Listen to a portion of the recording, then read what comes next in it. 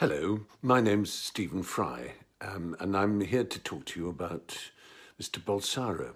Now, you may think, what place has an Englishman to talk about Brazilian politics? And you'd be quite right. It's none of my business to tell you how to vote. But I've been watching his steady rise in Brazilian politics with some alarm. I have met him, I interviewed him. The interview is available for you to see on YouTube if you'd like. And I have to say, as I did at the time, it was one of the most chilling confrontations I ever had with a human being. I really felt I was looking into some very dead and frightening eyes indeed. What the camera didn't show was his cadre, his group of, I don't know, protection bodyguards. They were frightening enough. He lives in a fantasy world of militarism, which I find deeply upsetting and frightening. And I suppose, far from telling you how to vote, which is none of my business, I'd be the first to admit, I would ask you to speculate on what you think it means to be Brazilian.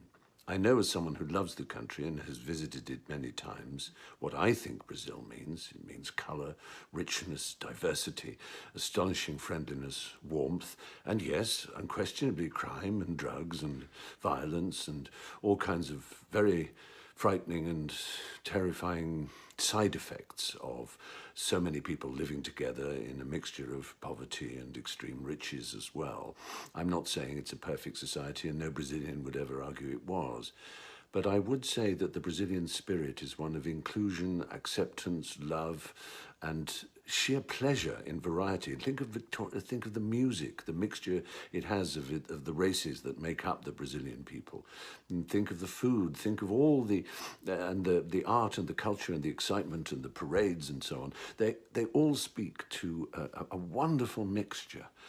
What they don't suggest for a second is this mad nostalgia, this strange Trumpian belief that there is one Brazilian race, one ethnicity, one political and religious Brazil.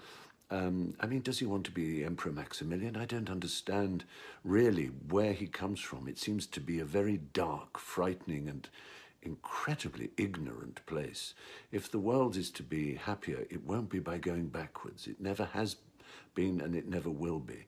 And the talk he gives, the speech he uses against people of colour, women, and of course the LGBTQ community in particular, is genuinely terrifying and will result in more broken heads on pavements, more blood spilt, more torture, more killing, more unhappiness, less acceptance, more crying parents.